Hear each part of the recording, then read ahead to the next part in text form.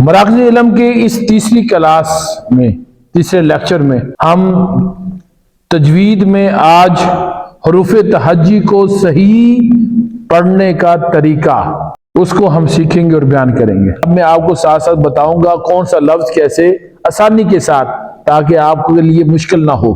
الف با، دونوں ہونٹوں کو ملائیں گے تو با ادا ہوگا۔ با، دونوں دانتوں کو اوپر والے اور نیچے والے دانتوں کو ملائیں تو تا کی آواز نکلے گی۔ تا، زبان کی نوک کو اوپر والے دانتوں کے ساتھ آپ نے لگانا ہے، ٹھیک ہے۔ سا، نرمی سے سا، اس کی سیٹی نہیں نکالنی، آپ نے نرمی سے ادا کرنا ہے۔ سا، جیم، آ، جیسے سانس لیتے ہیں، سانس لینے کی کوشش کریں۔ ہا، ہا، موٹا آپ جیسے غرارہ کرتے ہیں، کوئی گلی کرتے ہیں، غرارہ کرتے ہیں تو آواز نکلتی ہے نا، وہاں سے ہم نے آواز نکالنی حلق سے۔ یہ آسان ترین آپ کو طریقہ بتا رہا ہوں۔ خو، خو، جیسے ہم نے تا کو پڑھا تھا، دونوں دانتوں کو ملا کر، اوپر والے اور نیچے والے دانتوں کو ملا کر جو پڑھا تھا، اسی طرح دال ادا ہوگا۔ دال، دال، اسی طرح جیسے ہم نے سا کو نرمی سے پڑھا، زبان کی نوک اور اوپر والے دانتوں کی نوک پہ لگایا، اسی طرح ہم دال کو بھی پڑھیں گے نرمی سے۔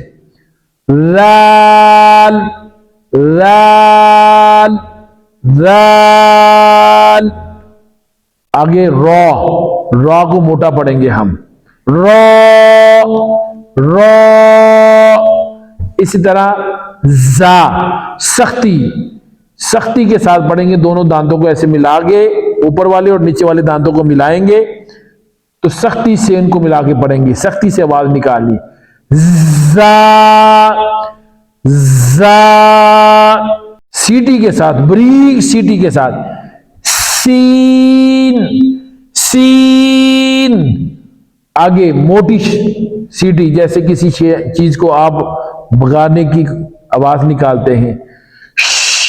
شین، شین، شین، آگے صاد، دونوں زبان، یہ آپ کی زبان ہے، زبان کی یہ والی سائڈ اور سامنے والی سائڈ اور سائڈوں والی، یعنی دونوں زبان کی دوسری سائڈ ہے، دائیں اور بائیں والی سائڈ، اور نوک، اس کو اوپر لگائیں، اوپر اپنے تلموں کو، اوپر والے دانتوں کی اندر جڑ کو لگائیں، ٹھیک ہے۔ صاد، یعنی کہ بریک سیٹی بھی نہ نکلے، موٹی سیٹی ہو۔ صاد، صاد، اسی طرح اگلا لفظ ہے دود، دال اور دود، اس میں فرق ہم نے کرنا ہے۔ دال دونوں دانتوں کو ملایا تھا تو دال نکلا تھا، دال۔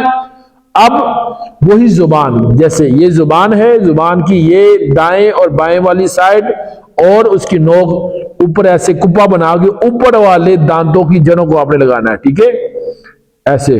دود، دود، دود، آگے اسی طرح زبان کی نوک کو اوپر والے دانتوں کی جڑ پہ لگانا، اپنے دانتوں کی نوک پہ نہیں لگانا، جڑ پہ لگانا ہے۔ تو، تو، اسی طرح جیسے ہم نے دود کو پڑھا تھا، زبان کی دونوں دائیں اور بائیں والی سائڈ اور اس کی نوک کو اوپر والے دانتوں کی جڑوں پہ لگایا تھا کپا بنا کے، اسی طرح ہم اس کو ذو کو بھی پڑھیں گے۔ ذو، ذو، ٹھیک ہے۔ آگے عین، جہاں سے ہم نے نکالا تھا ہا، سانس لے کر، ہا، وہیں سے یہ نکالیں گے۔ عین، عین، جہاں سے ہم نے نکالا تھا خو، غرارہ کیا تھا، موٹا پڑا تھا، وہیں سے غین نکلنا ہے۔ غین، غین، فا، اب قوف موٹا، دو نقطوں والا جو قاف ہے اس کو ہم موٹا پڑھیں گے. یہ قرآن مجید میں جہاں بھی آئے تو اس کو ہم نے کیا کرنا ہے؟ موٹا ہی پڑھنا ہے. قوف آگے آئیں گے، موٹے حروف آپ کو بتائیں گے کون کون سے موٹے ہیں جن کو ہر حال میں موٹا پڑھا جاتا ہے. قوف، قوف ڈنڈے والا کاف. کیف بریک، کیف. لام میم، ہونٹوں کو گول کریں. نون. واو، واو، واو. ہا موٹا، سینے سے آپ کی آواز نکلے. ہا، ہا. حمزہ، حمزہ، حمزہ سینے سے بھی نکلے، سینے سے، اور زا بھی اس کے اندر ہے. حمزہ، حمزہ. یا، یہ حروف تہجی کو درست پڑھنے کا طریقہ ہے جو آسان ترین آپ کے سامنے میں نے پڑھنے کی، پڑھانے کی اور ڈسپلے کرنے کی کوشش کی. فقہ، اور فقہ میں آج ہم وضو کو توڑنے والی چیزوں کے متعلق پڑھیں گے. کون سی ایسی چیزیں ہیں یا کون سی ایسی حرکات ہیں یا کون سے ایسے عوامل ہیں کہ ان کو کرنے سے یا اپنانے سے وضو یا ہونے سے یا ان کی وجہ سے وضو ٹوٹ جاتا ہے. آئیے وضو توڑنے والی چیزیں وہ کون کون سی ہیں. یاد رکھیں، پخانہ اور پیشاب، جہاں سے پیشاب نکلتا ہے اگلے حصے سے، اور پخانہ جہاں سے نکلتا ہے، ان دونوں شرمگاہوں کی جگہ سے کسی چیز کا نکلنا، کسی بھی چیز کا نکلنا، اس سے وضو ٹوٹ جاتا ہے. جسم کے اندر سے خون نکل کر بہے، یا پیپ یا کوئی پھوڑا تھا، کوئی پھنسی تھی تو وہاں سے خون نکلے یا پیپ نکل کر بہے تو وضو ٹوٹ جاتا ہے. کسی شخص کا ٹیک لگا کر، کوئی پلر کے ساتھ اور یا دیوار کے ساتھ ٹیک لگایا، ٹیک لگا کر بیٹھا اور اس کو اونگ آ گئی، نیند آ گئی، تو اگر وہ دیوار اور ٹیک ہٹا دی جائے تو گر جائے گا. تو اگر یہ گرنے والا ماحول ہو، حالت ہو جائے تو اس سے بھی وضو ٹوٹ جائے گا. یعنی ٹیک لگا کر سونے سے بھی وضو ٹوٹ جاتا ہے. ہاں، اگر آپ بغیر ٹیک کے اگر آپ بیٹھے ہوئے ہیں تو آپ کو اونگ آ گئی، نیند آ گئی، تو آپ گر نہیں رہے، یا کسی ایسی چیز کے ساتھ آپ نے ٹیک لگائی ہے تو اگر اس کو ہٹا بھی دیا جائے تو تب بھی نہ گریں تو آپ کا وضو نہیں ٹوٹے گا. منہ بھر کے الٹی آنا، اس سے بھی وضو ٹوٹ جاتا ہے. ٹھیک ہے. اور بالغ کا نماز جنازہ کے علاوہ نماز کے اندر کہکا لگانا، کہکا لگانے سے بھی وضو ٹوٹ جاتا ہے. اور بے ہوش ہونے سے بھی وضو ٹوٹ جاتا ہے. جنون طاری ہو جائے تو تب بھی وضو ٹوٹ جاتا ہے. معذور کا وضو جس نماز کے لیے کیا گیا تھا اس کا وقت نکل جانے سے وضو ٹوٹ جاتا ہے، ٹوٹ جاتا ہے. اور وضو سے معذور سے مراد ایسا شخص ہے کہ جو بڑی عمر کا ہو جاتا ہے، اس کو پیشاب کے قطرے آنا شروع ہو جاتے ہیں، اس کو پیشاب کے قطرے آنا شروع ہو جاتے ہیں، پیشاب کے قطرے آنا شروع ہو جاتے ہیں. ایسا معذور شخص یعنی جو بڑی عمر کو پہنچ چکا ہے، بڑی عمر کو پہنچ چکا ہے، اس کو پیشاب کا، اس کا مثانہ کمزور ہو جاتا ہے بزرگوں کا، تو اس کو پیشاب کے قطرے آتے رہتے ہیں، تو اس کے لیے یہ حکم ہے کہ وہ وضو کرے. چاہے وضو کرنے کے بعد بھی اگر آتے رہیں تو کوئی حرج نہیں، اگر وضو کرے اور نماز ادا کرے، جیسے نماز کا وقت گزرے گا تو اس کا وضو ٹوٹ جائے گا، پھر اگلی نماز کے لیے دوبارہ وضو کرنا پڑے گا. یہ حکم ہے. اب سیرت رسول میں ہم آقا علیہ الصلوۃ والسلام کا نسب پڑھیں گے، آقا علیہ الصلوۃ والسلام کا پیکر حسن و جمال کو پڑھیں گے، اور حضور کے اعلیٰ ترین القابات جو حضور کو عطا کیے گئے ان کے متعلق ہم پڑھیں گے. سب سے پہلے سب سے اعلیٰ نسب آقا علیہ الصلوۃ والسلام. آقا علیہ الصلوۃ والسلام شرافت کے پیکر اور عالی نسب خاندان میں پیدا ہوئے. آقا علیہ الصلوۃ والسلام حضرت ابراہیم علیہ السلام کی نسل اور عرب کے بہترین قبائل میں سے قبیلہ قریش میں پیدا ہوئے، اور قریش کے اندر بھی سب سے اعلیٰ ترین جو خاندان تھا، جو قبیلہ قریش تھا، اس کے اندر جو سب سے اعلیٰ ترین خاندان تھا وہ بنو ہاشم کا تھا. اس گھرانے سے حضور کا تعلق. آقا علیہ الصلوۃ والسلام کے دادا جان حضرت عبد المطلب آپ خانہ کعبہ کے متولی تھے. خانہ کعبہ کے نگران تھے، سردار اور رئیس تھے۔ خانہ کعبہ کی چابی آپ کے دادا جان حضرت عبد المطلب رضی اللہ تعالیٰ عنہ کے پاس تھی۔ آقا علیہ الصلوۃ والسلام کا تعلق اعلیٰ ترین نسب اور انتہائی معزز اور مکرم خاندان سے تھا۔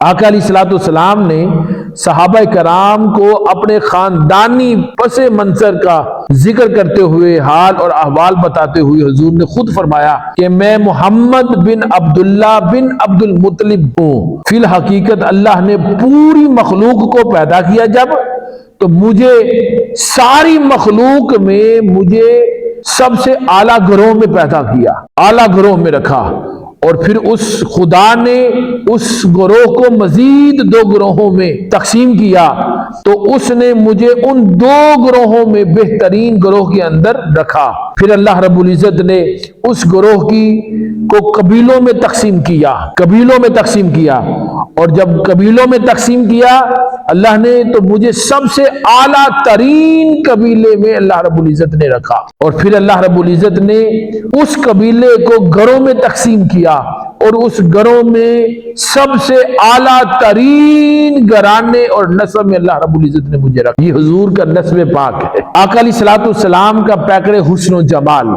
یاد رکھیں کہ آقا علیہ الصلوۃ والسلام کے پیکر حسن و جمال کو صحابہ کرام نے بڑی تفصیل کے ساتھ سینہ بہ سینہ ہم تک پہنچایا ہے۔ آقا علیہ الصلوۃ والسلام، صحابہ بیان کرتے ہیں کہ آقا علیہ الصلوۃ والسلام شاندار سراپا اور عمدہ کردار کے مالک تھے، کہ آقا علیہ الصلوۃ والسلام سے بڑھ کر ساری کائنات میں حسین اور جمیل کوئی ہے ہی نہیں تھا اس وقت بھی۔ اور پھر آقا علیہ الصلوۃ والسلام سر سے لے کر پاؤں تک احسن اور اجمل تھے۔ صحابہ بیان کرتے ہیں کہ آقا علیہ الصلوۃ والسلام کا ظاہری سراپا اتنا خوبصورت تھا، ایسا لگتا تھا کہ جیسے حضور کو نور سے پیدا کیا گیا، اتنے خوبصورت تھے آقا علیہ الصلوۃ والسلام۔ اور آقا علیہ الصلوۃ والسلام کے دندان مبارک موتیوں کی طرح چمکتے تھے جب مسکراتے یا گفتگو فرماتے، تو جب داند نظر آتے تو موتیوں کی طرح حضور کے داند مبارک چمکتے تھے۔ اور آقا علیہ الصلوۃ والسلام کا قد مبارک نہ زیادہ لمبا تھا نہ زیادہ چھوٹا تھا، درمیانی قد تھا آقا علیہ الصلوۃ والسلام کا۔ اور آقا علیہ الصلوۃ والسلام کے جسم مبارک انتہائی مناسب تھا، متوازن تھا، اور آقا علیہ الصلوۃ والسلام کا چہرہ انور نہ زیادہ لمبا تھا نہ گول تھا، یعنی لمبائی اور گولائی کے درمیان کی جو درمیانی حالت ہے، ایسا آقا علیہ الصلوۃ والسلام کا چہرہ مبارک تھا، دونوں حدود کے درمیان۔ پھر آقا علیہ الصلوۃ والسلام کی جلد مبارک، ہاتھ مبارک، جسم مبارک کا جلد مبارک ریشم کی طرح نرم اور ملائم تھے، اور حضور کے جلد مبارک سے خوشبو اور بہت خوبصورت خوشبو آتی تھی۔ آقا علیہ الصلوۃ والسلام کے جو منہ مبارک تھے، بال مبارک، وہ سیاہ رنگ کے تھے، اور گنگرالے نہ زیادہ گنگرالے تھے نہ سیدھے تھے، یعنی گنگرالے بھی نہیں تھے اور سیدھے بھی نہیں تھے، ان دونوں کے درمیان تھوڑے سے بال، یعنی درمیانی حالت تھی آقا علیہ الصلوۃ والسلام کے زلف مبارک جو بال تھے۔ اور آقا علیہ الصلوۃ والسلام کے منہ مبارک بال، سر کے بال، ایک روایت میں آتا ہے کہ کانوں تک تھے، اور دوسری ایک روایت میں ملتا ہے کہ آپ کی شانوں مبارک یعنی موڈے تک آقا علیہ الصلوۃ والسلام کے بال مبارک تھے۔ اور آقا علیہ الصلوۃ والسلام کی عمر مبارک 63 سال تھی۔ کتنی تھی؟ 63 سال۔ اور آقا علیہ الصلوۃ والسلام کا جب وصال ہوا تو صحابہ بیان کرتے ہیں کہ حضور کے پورے داڑھی مبارک اور سر مبارک کے بالوں میں ٹوٹل 14 بال صرف سفید تھے، 14 بال سفید تھے۔ اور آقا علیہ الصلوۃ والسلام کی پیشانی مبارک چوڑی تھی، کشادہ تھی، اور آقا علیہ الصلوۃ والسلام کے ابرو مبارک، یہ ابرو آنکھوں کے اوپر جو بال ہیں، ابرو مبارک جس کو ہم بربٹے کہتے ہیں، یہ ان پر جو بال تھے وہ گنے تھے۔ پھر آقا علیہ الصلوۃ والسلام کا دہن، حضور گفتگو فرماتے تو آپ کے دہن یعنی منہ مبارک سے روشنی کی لاٹ نکلتی تھی حضور کی منہ جب بھی گفتگو فرماتے۔ تو آقا علیہ الصلوۃ والسلام کو اللہ رب العزت نے نور سے تخلیق کیا تھا، ایسے لگتا تھا کہ جیسے نور سے تخلیق کیا، یہ حضور کا پیکر حسن و جمال ہے۔ پھر اعلیٰ ترین اسماء اور القابات سے بھی اللہ رب العزت نے ہمارے آقا علیہ الصلوۃ والسلام کو، حضور نبی اکرم صلی اللہ علیہ وسلم کو نوازا تھا۔ آقا علیہ الصلوۃ والسلام کے کئی اعلیٰ ترین اسماء اور القابات ہیں۔ آپ قرآن مجید کھولتے ہیں نا تو اس میں ایک طرف اللہ تعالیٰ کے نام لکھے ہوئے 99 اور ایک طرف 99 آقا علیہ الصلوۃ والسلام کے نام لکھے ہوئے، اور ایک اور اللہ کے بزرگ گزرے ہیں صوفی برکت علی لدھیانوی رحمۃ اللہ تعالی علیہ، انہوں نے 1600 آقا علیہ الصلوۃ والسلام کے القابات پر ایک کتاب بھی لکھی ہے۔ بے شمار آقا علیہ الصلوۃ والسلام کے القابات ہیں۔ آقا علیہ الصلوۃ والسلام کا نام مبارک کیا ہے ہمارے نبی کا؟ محمد صلی اللہ علیہ وآلہ وسلم۔ تو اس کا معنی کیا ہے؟ سب سے زیادہ تعریف کیا گیا، جس کی سب سے زیادہ تعریف کی جائے اس کو محمد کہتے ہیں۔ سبحان اللہ۔ اور آقا علیہ الصلوۃ والسلام کا جب یہ نام رکھا گیا تھا محمد، تو حضور کے نام سے پہلے پوری دنیا اور پورے عرب میں، پورے عالم میں کسی کا نام محمد نہیں تھا، پہلا نام ہی حضور کا رکھا گیا، محمد صلی اللہ علیہ وسلم۔